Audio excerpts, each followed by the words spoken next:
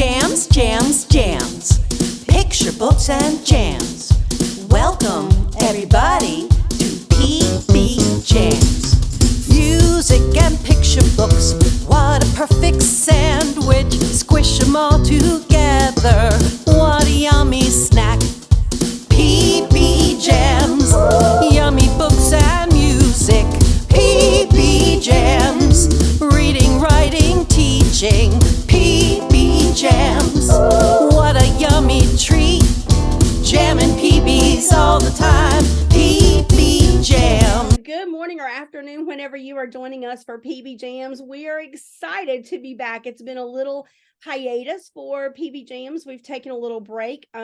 The fall was a super busy season, as I was just telling Tim, but we are back. By the time you see this, the holiday season is going to be behind us, sadly. I always hate to see that come to a close, but I hope you had a beautiful and blessed holiday, and we're excited to kick off 2023. We're almost been at doing this for 1 year, and we're starting off this brand new year with Tim McCanna, who is here with us to talk about his book Barnyard Boogie. So welcome, Tim. Excited to have you today. Hi, Tani. It's great to be here. Thank you for having me. Yes, I'm so excited. So Kimberly Gordon Biddle was on back a few months ago, and she was sharing her book, Double Dutch Dreams, Darlene's Double Dutch.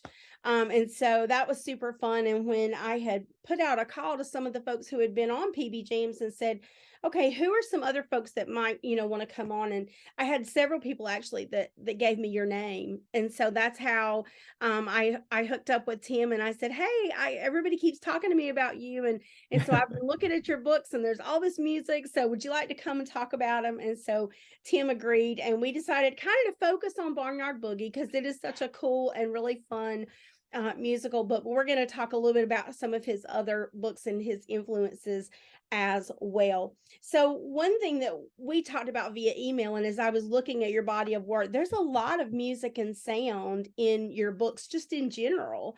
So can you talk to us about the inspiration and where that comes from in your books?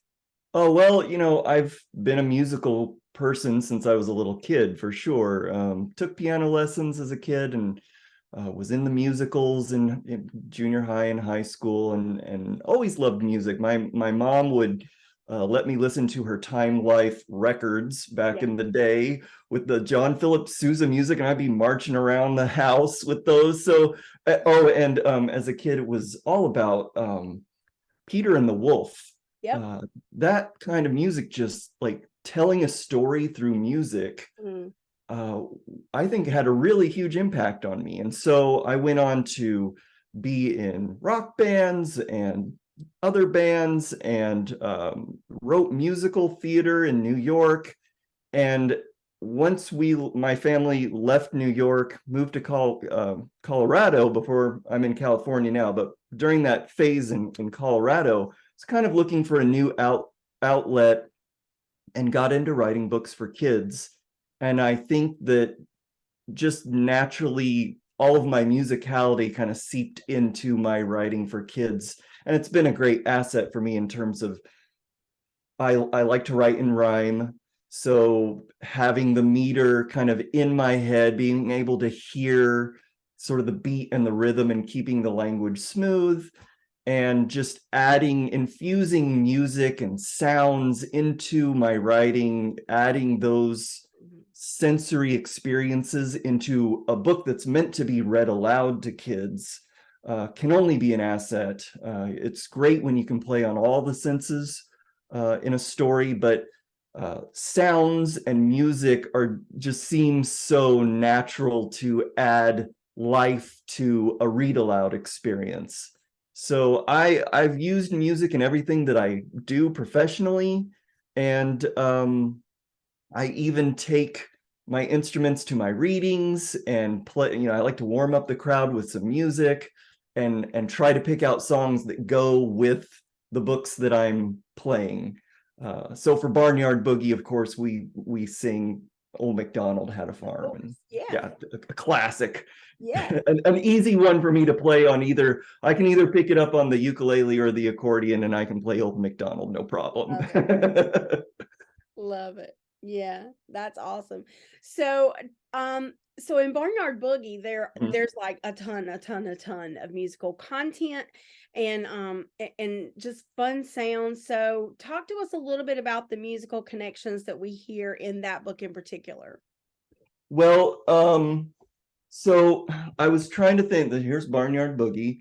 I was trying to think of a way to show in a series of instruments in an interesting way for this particular age group and audience. And I thought, well, what better way than with animals, trying to mash up two, it's kind of a go-to, animals and instruments, why not? And so I was trying to think of a different way to bring those instruments to life, and they are so much about the sounds that they make. And so using onomatopoeia to show kids that different instruments make different kinds of sounds, and I'm a rhymer, so finding a way to use that onomatopoeia to rhyme with the sounds was Yeah. an added layer of complexity, I suppose. So this book actually came about because I had submitted a different manuscript to Abrams, and they didn't buy it, which is the way it goes in this business for sure. Yes. But the editor had written to my agent, who passed it on to me and said, well, would Tim be interested in writing anything that's sort of either sound or music related? And I was like, yes, please, I will definitely do that. Yeah. And so this was one of the rare instances in which it wasn't necessarily an assignment, but I took it as such. And Right. so I ended up writing both Barnyard Boogie and So Many Sounds, which are about music and sound, kind of at the same time, thinking about ways to convey music and sounds in fun, rhymey ways that would be good to be illustrated. Mm-hmm. And so sure enough, I wrote the manuscript for both of those and ended up, getting both of those books published, which it just goes to show that a pass can sometimes turn into two books that you didn't even really set out to make until someone says, could you do this? And then I think I work best sometimes when I get assignments Yeah. or requests or a challenge. And Right. sometimes I have to set those up for myself, where I say, could I do, something out of my comfort zone, or some sort of challenge for myself that isn't going to be the same, go-to manuscript that I would kind of would naturally write. Yeah, I think that's the value of contests, like in the Twitter writing community, there's a ton of writing contests, and that's what they do for you. Like because everyone's a little different and they all have their own little challenge that they put out as far as number of words or the content. Some use a visual prompt and some have specific words that you have to include. And so I love doing contests because they do that very thing. They set that up for you where they say, okay, this is not going to be your normal MO. We're gonna make you stretch and grow a little bit. Yeah. For That's sure. awesome. So Yeah. cool. So yeah, onomatopoeia definitely jumps out at you from Barnyard Boogie, like it's all throughout. And so can you talk about how you decide on those specific sounds and the specific words? Because some of them, as I was reading, I thought, well, that's interesting, because that's not what you maybe typically hear, that people refer to that sound. And I know that's something that comes up a lot in our boards as we're discussing as writers, is like, okay, well, how would you make this sound? How would you write this sound? Like, I know what it sounds like, but how would you write that sound? So how do you decide? Gosh, how do I decide? That's a good question. I think that, like, for instance, with the tuba going oompa doompa doo, and I knew I wanted a sax, and when I read it aloud, I go honka wonka whoa, and just kind of try to sound like I can't control how anybody reads the book aloud, but when I do it, I kind of try to give it a saxy kind of sound when I do that honka wonka woo. And trying to think of ways for like the do and the woo to rhyme. And I I probably look like a weirdo when I'm writing, because I'm walking around the house making sounds and just talking to myself and walking in circles.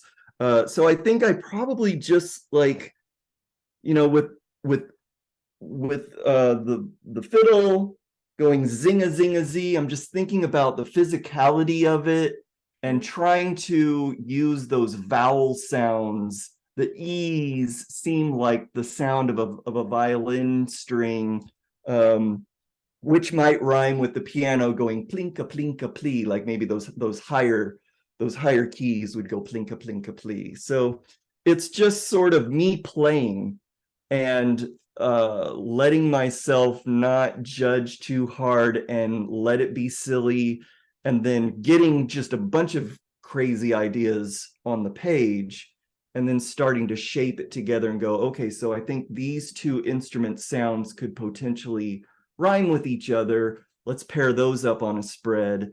And then the great thing about it is, like, I never in the text said that there should be a bullfrog with a banjo, but Alison Black, the illustrator, threw that in, and that's actually my favorite illustration of this little frog playing the banjo, which I didn't even expect. And so that's the fun and the surprise that can come when you're writing a picture book and somebody else is going to illustrate it, is that you hope that they will add their own creativity and their own characters, even if it's just like a little frog in the background, which just gives it that much more fun.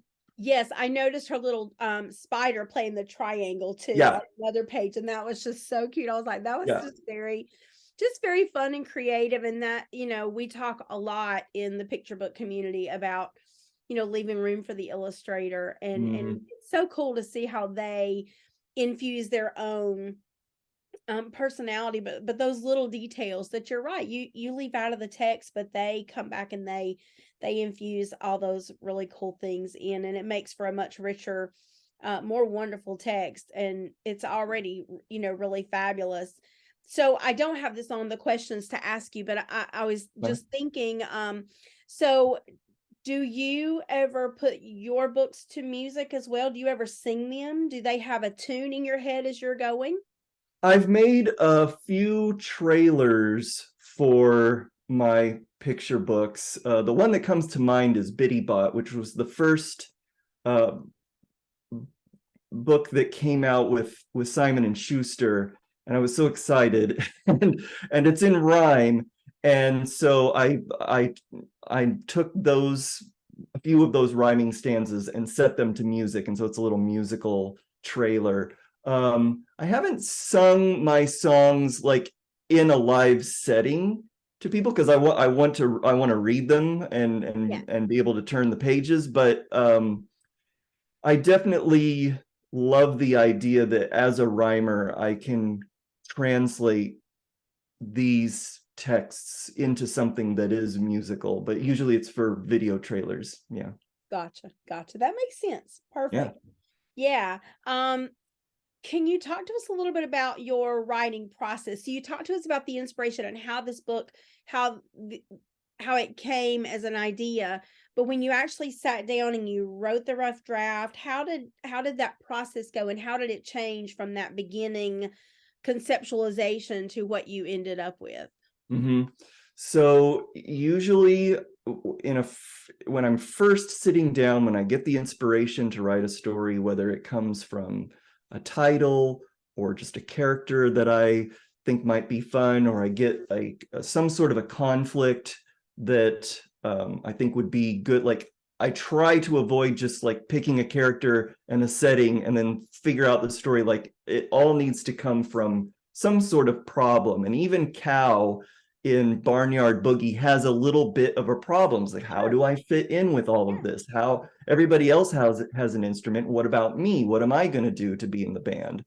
But I just kind of, in those early stages, I just get everything down on the page in no great shape. I wouldn't share it with anybody other than myself. Right. And try to then mine and pick and cherry pick the best things that I think might actually work. So there's a couple of phases of just really messy experimentation that go on. Okay. And then eventually it starts to take shape. And I probably didn't even realize when I was going into this particular manuscript that Cal would be like the central character. Right.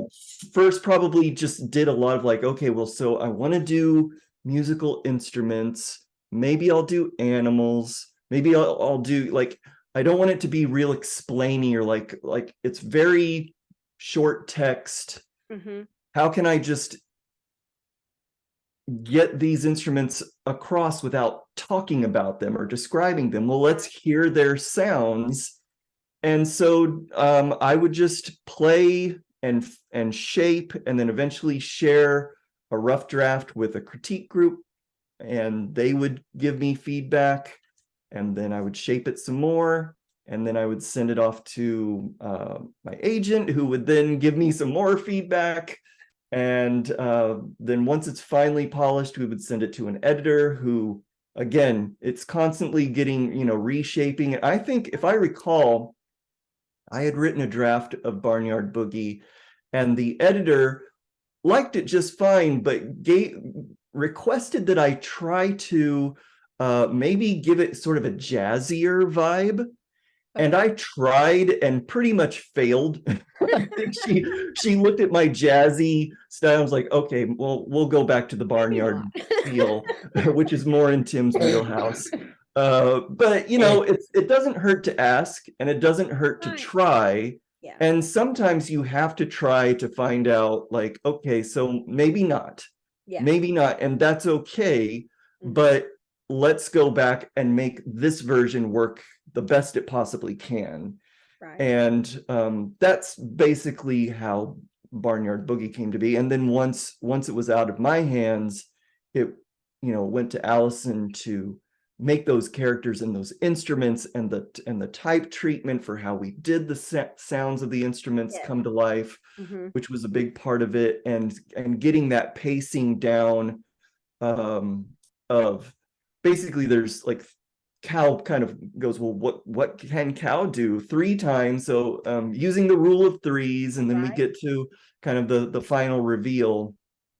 But what I didn't expect was, when this book came out, they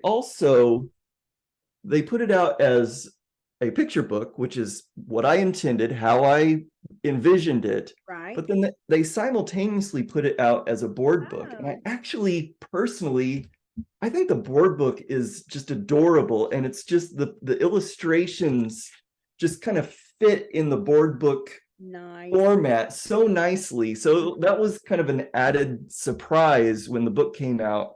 And board books are great for gifts for kids with those younger kids. You can kind of chew on these and you won't completely destroy the board books. Yeah, that and this topic in particular is great for those really young kids, because they are learning those animal sounds and the names of the animals, and how great to go ahead and get some of that early musical vocabulary into them as well, with the instruments and some of that stuff. So that's exactly. Yeah, that's awesome. Great. Yeah. It's perfect format for that too. So cool. So you have a lot of books already, and you've been delving into a new area, is that right? Correct. So graphic, not chapter book, graphic novel. Yeah, it's yes, ish, in all those categories. So it's called Peach and Plum, Here We Come, Friends Who Rhyme All the Time. And it's got my name on the top there because I wrote and illustrated this, which is the first. I started in writing books for kids in 2009. Okay. And sort of decided I was going to stay in my lane. I didn't have a background in illustration. I'll be the words guy. I'll be the writer guy. And had, the great fortune of having all these wonderful illustrators illustrate my text, which has been wonderful. During the summer of 2020, when everybody was sort of indoors, not going anywhere, I was kind of stuck on the couch, and I had actually I'd gone through sort of a a sales slump in terms of like selling manuscripts to publishing houses with my picture books. I just this happens that you don't just sell 100% all the time. And I think that I had kind of gotten in a rut, and I was looking for a way to challenge myself, like we talked about, like finding a new assignment. And I was like, well, I do have a graphic design background from a previous life.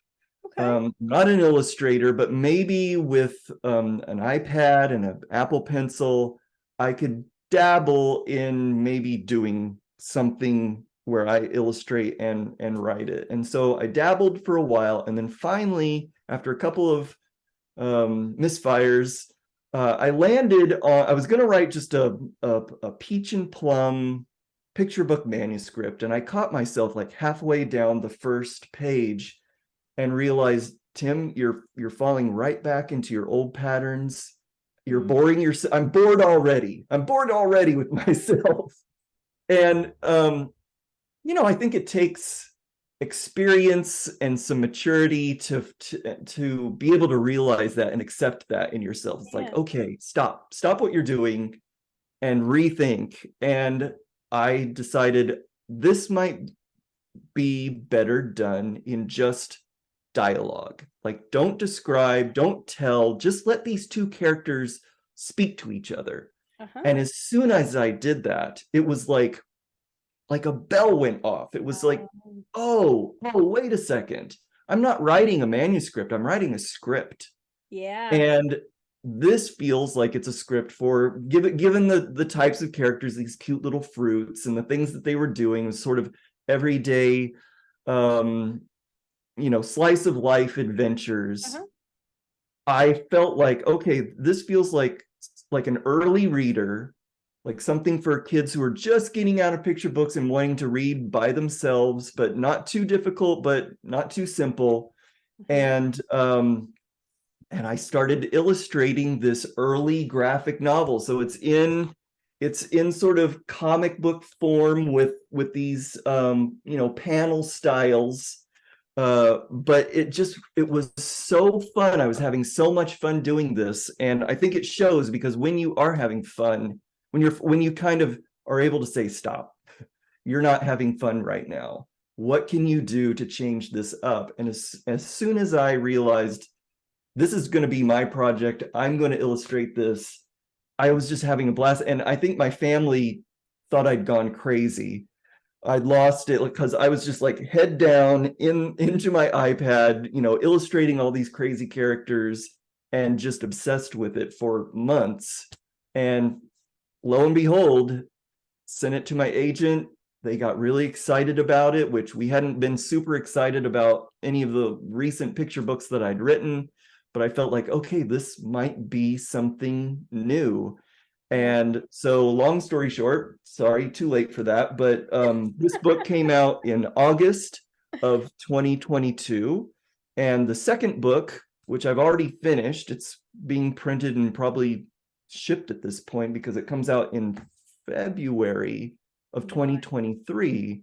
And then I'm very excited to announce, I haven't told many people this, that a third Peach and Plum book will be coming out in, summer of 2024. And I literally, we just got that news. I haven't written a word. I haven't illustrated a thing. So I've got a lot of work. The first book took a full year. The second book took about 9 months. So I've given myself from January to September of 2023 to get book 3 done. And it's a lot of work. It's 96 pages of illustrating little fruits running around in their town. So it's a super challenge, but I'm having a blast with it.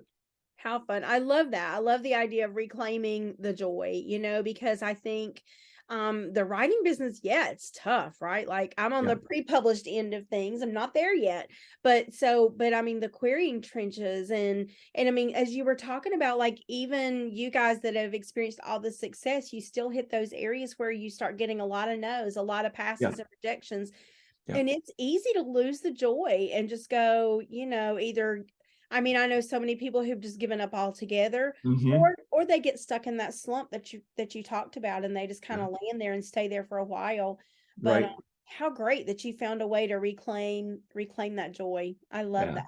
Thank you. Yeah, Thanks. it's a great theme as we're going to be starting off a brand new year. I think that's just a great thing to remind people that, you know, we need to find the joy. Like, and I think when we do, that comes through in our Sure. writing and in our other creative endeavors, whether you're illustrating or writing or as a musician or whatever we're doing, right? Like that joy comes through in what we're doing.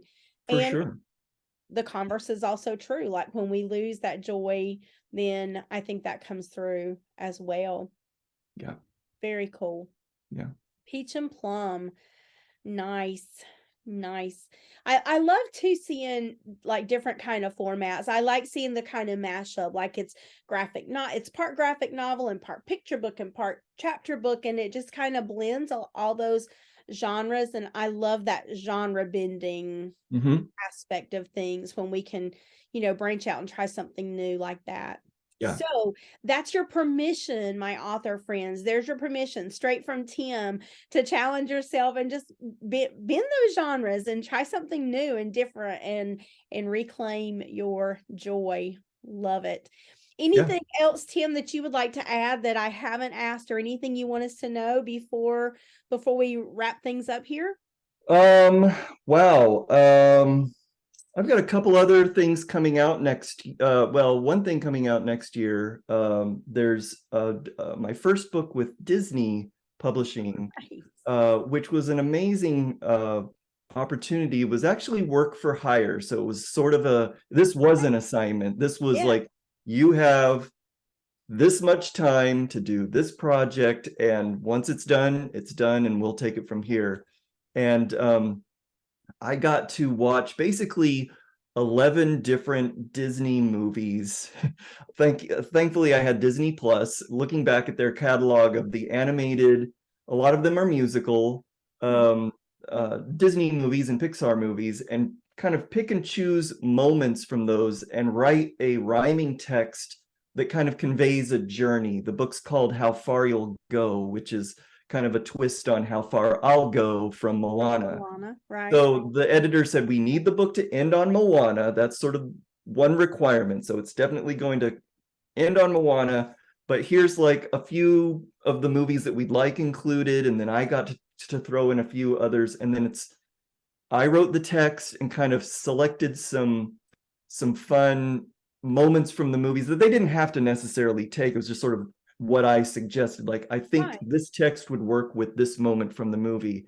But then it got passed on to this amazing illustrator at Disney who has done sort of watercolor versions of those Oh, moments in nice. this beautifully inspiring picture book that comes out. They're celebrating their 100-year anniversary next year Oh, wow. at Disney. So it's going to kind of come out as a part of that. So I'm super excited about that project as well. That is fabulous. How Yeah, fun. yeah, super fun. Yeah. I had about 6 weeks to get that job done. Ooh. So that was, and again, I think I like that. Yeah. I like having like a deadline, and when it's done, you'll be done. It keeps me motivated. And when you're just kind of floating in the breeze, it's good to, like, even when you are, for anyone starting out in publishing and thinking that they might want to get into writing picture books, don't set the goal to be published. Set little goals that you can build upon to get to published. Like, it's the journey. It's definitely not getting that first book, although that's that's the joy, that's the fun, that's a good goal to have. But for sure, I had to set small goals of like, I got to build up my career. It's building a career. It's building a relationship with a huge industry, and networking and learning the ins and outs of how picture books work, how the industry works. And so yeah, if I've learned anything, it's that even when you're down, you can set yourself a new goal, and that'll keep you still working, still growing, still adding to your experience rather than just going like, well, that was a failure, I guess I'll just do nothing. Which is always tempting. It's always easy to go, well, the easy choice is I guess I'll do nothing. Yeah. But easy's never best. No, never. Never best. Hard work. Hard work pays off in the end. We just have to keep after it. That's right. Such a great positive message for the very first PBJamz of 2023. Great tips for starting off a brand new year, no matter what creative endeavors you guys are embarking on. So I really want to encourage you to check out Tim's body of work, not just, which I love, Barnyard Boogie. So be sure to check that out, especially my preschool teacher friends and my daycare worker friends and families with young kids. Like, you absolutely don't want to miss Barnyard Boogie, but lots of other really fun books that Tim has, and then branching off into this new endeavor. And I can't wait for the Disney when that sounds. We're big Disney fans in this house too. No kids, but lots of Disney films. Go big. I don't know. But it's all good. Yes, absolutely. So thank you so much for being here today, Tim. It's been a super fun conversation. Thank you, Tani. It's been great. I really appreciate you having me on. It's been really fun. Yeah. Well, thanks you guys for joining us, and we will see you very soon again on PBJamz. Have a great week. Songish books and bookish songs, tips for music teachers, interviews and book reviews, a little singing and dancing. PBJ.